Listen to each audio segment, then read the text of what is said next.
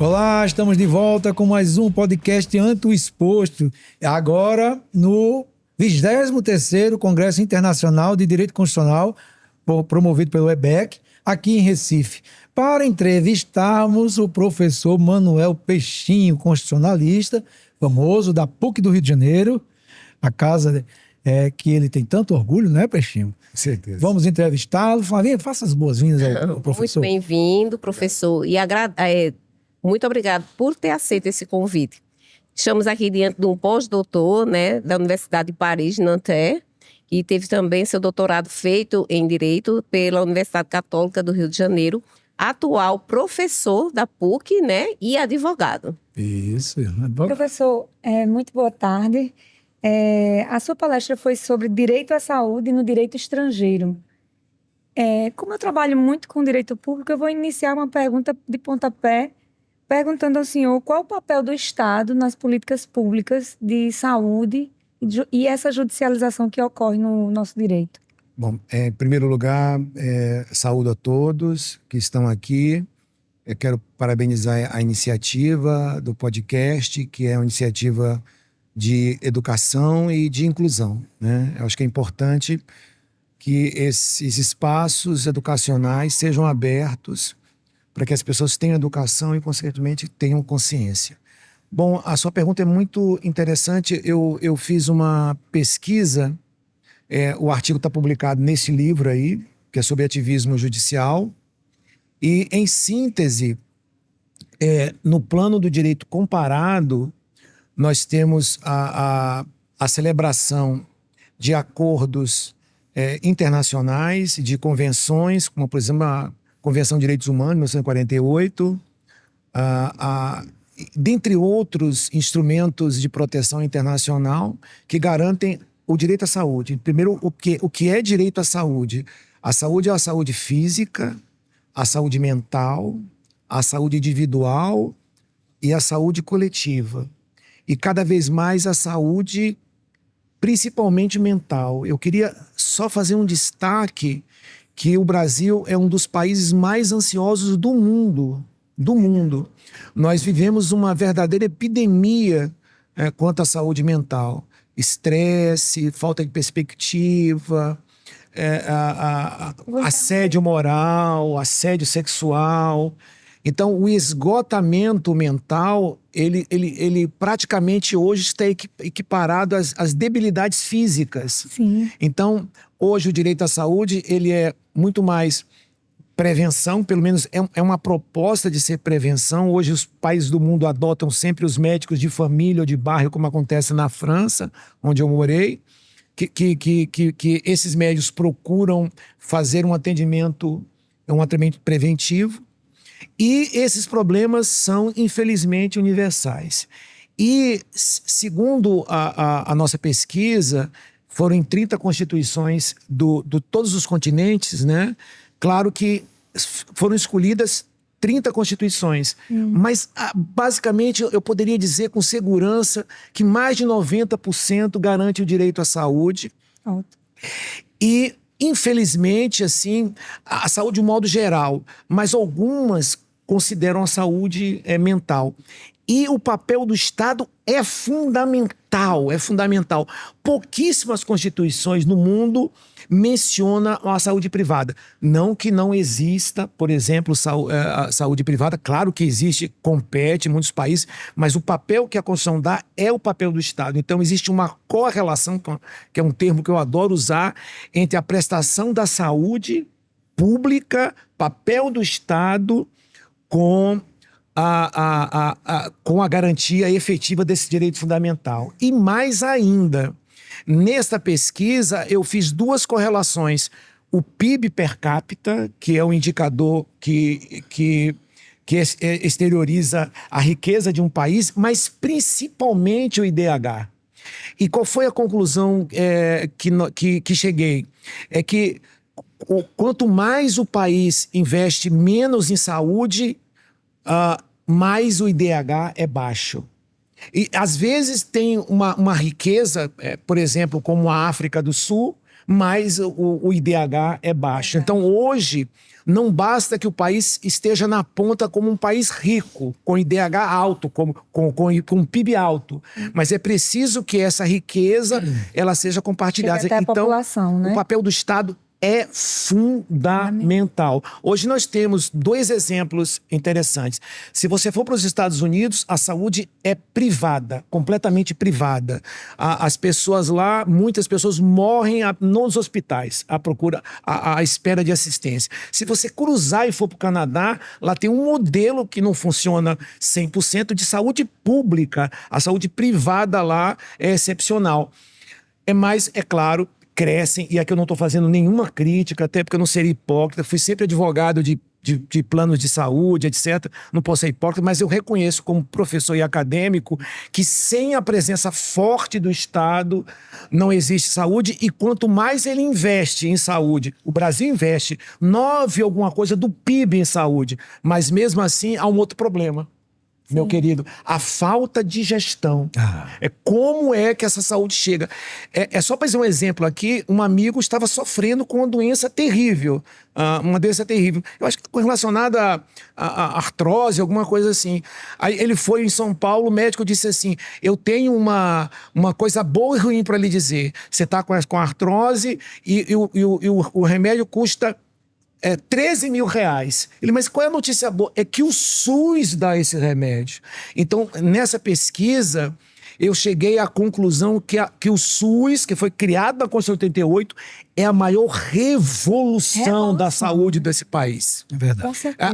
A gente vê pessoas que estão morrendo nas filas, que não têm atendimento, e nós radicalizamos, mas nós não conseguimos ver um projeto de saúde universal que atende milhares de pessoas. Tanto é que na pandemia o Brasil deu um show de prestação de saúde. Agora, o que falta? Não é só dinheiro. 9.1, alguma coisa, 9.1, 9.3. Falta gestão e políticas públicas voltadas à inclusão.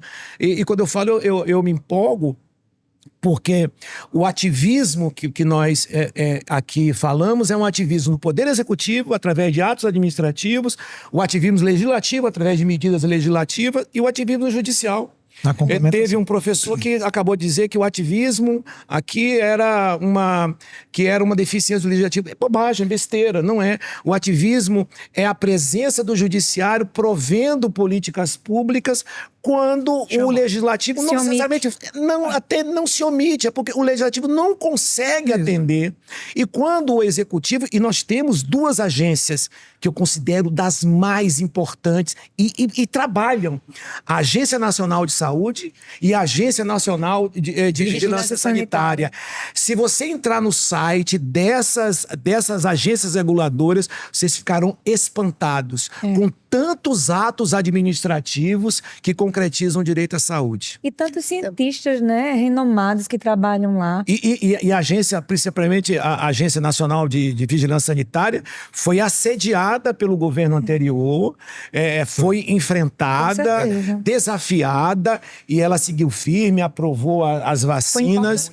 Muito corajosa, né? Então, hoje eu tenho, depois dessa pesquisa, que um livro que eu pretendo lançar o ano que vem, é que nós somos um dos países mais avançados, por incrível que pareça, em legislação, em proteção, num sistema único de saúde, que eu queria que houvesse um sistema único para a educação, mas não há. Mas o que falta ainda é uma gestão eficiente, alocação melhor dos recursos públicos.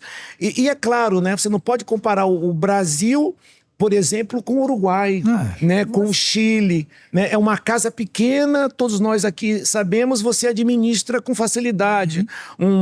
2 quartos pequenos, 60, 80 metros quadrados. Quando você tem uma casa de 350 metros quadrados, é muito difícil. Então, gasta muito pinho-sol. Professor, você falou agora em ativismo. Consequentemente, já vai a mente para o judicial.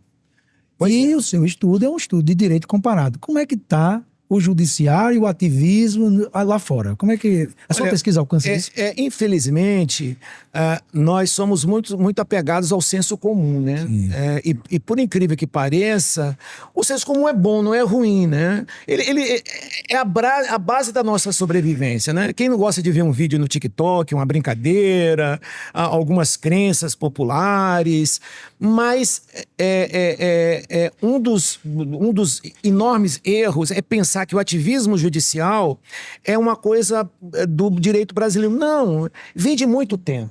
O primeiro país a consagrar o sistema de cotas raciais numa universidade de ponta, né? Num país de primeiro mundo, o primeiro país é o país do tio Sam, os Estados Unidos. Foi o primeiro país. Logo quem? Ainda tinha na África um sistema de cotas para o sistema de caça, mas o primeiro país concedeu, a Suprema Corte dos Estados Unidos concedeu uma medida judicial para assegurar que um estudante negro cursasse medicina na universidade só de brancos, para preservar a diversidade, independente da condição financeira. E a Suprema Corte foi o primeiro país de ponta a consagrar. O ativismo judicial existe na Itália, na França, na Alemanha. E o que é? O que é o seguinte, é uma resposta para o judiciário, que o judiciário dá a um caso difícil. Uma hermenêutica difícil. Não é necessariamente um vácuo. Isso é um erro terrível. Achar que é uma deficiência do legislativo. Eu posso dizer a vocês aqui, eu desafio, olhem o site da Agência Nacional de Saúde de Vigilância Sanitária. Vocês vão ver que há mais atos administrativos do que leis. As leis são deficientes? Não! Elas são genéricas e o legislador demora muito para aprovar uma lei e ela não pode ser específica e direcionada. Isso está em Ética Nicômaco, no 4º século antes de Cristo, quando ele diz há uma diferença entre a lei e o decreto. A lei consagra a justiça, o decreto a equidade. Isso estou falando de século 4 antes de Cristo. Então, todos os países do mundo, basicamente todos, mas eles preveem a atuação ativista do poder judiciário. E o Brasil tem instrumentos como ação direta em inconstitucionalidade por omissão, o mandado de junção e as sentenças normativas, muito semelhante ao que ocorre na Itália, por exemplo, nos Estados Unidos. Então, o ativismo não é por si só um erro. Agora, é claro que muitos magistrados dão decisões com base efetivamente em posições ideológicas e políticas. Mas existe um antídoto que está implicitamente na Constituição, que é o dever de motivar. E outra coisa séria. E outra coisa séria. Há uns 7 anos atrás fizemos uma pesquisa e naquela época, olha só, os únicos poderes judiciários que davam liminares era Brasil e Portugal. Decisões individuais. Este é um problema. Então, as decisões elas deveriam ser mais colegiadas. Houve uma mudança agora, é verdade. Mas ainda há ministros que dão decisões e essas decisões não vão ao colegiado. Não vão. Então, assim, a decisão colegiada deu a liminar, por exemplo, ratifica o colegiado. Aí tem com a ratificação, porque você tem aí o princípio do colegiado. Então, eu vejo que o ativismo, por si só, não é um erro, ele é muito bom e o executivo é mais ativista pela sua vocação, porque implementa políticas públicas, você sabe, cotidianamente. Então, o legislador tem leis maravilhosas. A lei de proteção de dados, a lei de acesso à informação, o Estatuto da Criança e Adolescente, revolucionário, o Estatuto de Proteção ao Consumidor, revolucionário. Eu citaria aqui o Estatuto do Idoso, eu citaria aqui 100 legislações. Recentemente. Eu quero dizer assim, o legislador não legisla. Isso é besteira, é bobagem. Nós temos boas leis, leis excelentes, mas elas precisam ser, como diz Aristóteles, executadas. E quem executa? O poder executivo, por meio de atos administrativos, e o poder judiciário, que também é autor de políticas públicas. Alguém disse hoje aqui, uma sentença normativa, ela tem um caráter não só individual, como coletivo. Eu complemento. Recentemente, o Ministério do Trabalho publicou a atualização da NR1, incluindo as doenças psicossociais. Pera aí que eu vou te dar um exemplo legal. Muito bom. Eu dou um curso de Direito à Saúde e aí eu pergunto assim, vem cá, vamos fazer aqui um estudo. Como é que tá a questão da barriga solidária? Você sabe o que é barriga solidária. Uma mulher que quer gerar uma criança e aí ela precisa de uma outra mulher por ela, etc, etc. Bom, a barriga solidária, ela está regulada no direito brasileiro. Aí eu pergunto, qual a previsão legal? A previsão legal, qual a lei? Qual a lei? Aí vai lá por a lei. Não, é um ato administrativo do Conselho Federal de Medicina. Exatamente. Que regula a matéria e nunca foi questionado por inconstitucionalidade. Tá valendo. Inova no mundo jurídico, é obrigatório. Então hoje, assim, ninguém é obrigado a fazer ou deixar de fazer em virtude de lei, significa aí uma reserva de legalidade e não reserva de normatividade. Então, aí eu pergunto, agora houve que o Conselho de Farmácia, por exemplo, autorizou os farmacêuticos a emitirem receita. Foi derrubado. Mas até hoje, o Congresso Nacional. Por quê? Há uma falha? Eu não sei se é uma falha, pode ser as questões ideológicas, políticas, mais conservadoras, mas o fato é que nós confundimos legalidade, no sentido de reserva e normatividade. Então, nós vivemos cada vez mais no império da norma jurídica que não se confunde com a lei formal. E eu complemento com relação a isso que você está dizendo, professor, o fato de os alunos não fazerem uma diferença entre texto e norma. É claro. Aquela coisa que é básica, né? Básica e não só básica, como também no direito comparado. Não há qualquer tipo de espanto. Aqui, esse tema começa no final da década de 80 com Dworkin, principalmente com os autores portugueses, que trouxeram para cá toda a influência do direito alemão, de Alexis, mas é algo que ninguém mais questiona, né? Eu sou muito apaixonado juridicamente pelos atos administrativos. Sou professor de direito administrativo há séculos e com essa influência do direito constitucional. Então eu percebo que quando se fala em ativismo, hoje o poder mais ativista é o poder executivo e tem razão de ser. E o judiciário tem razão de ser. Também. Quando há excesso, é claro que tem uma instância superior. Professor Peixinho, eu queria reiterar nosso agradecimento por sua participação aqui no podcast e devolver a palavra ao senhor para as considerações finais. Bom, acho que o que eu vou dizer daqui a pouco, né, na palestra, renovar a minha enorme, assim, expectativa que eu tinha, não expectativa, eu tinha uma visão um pouco deturpada do SUS, né? Eu achava que aquelas notícias da imprensa, de pessoas, e é claro que isso impacta muito, a mídia é imediatista, mas eu vejo que, por exemplo, a Constituição brasileira é uma das mais... Olha, das 30 constituições de todos os continentes, é a que mais consagra o direito à saúde.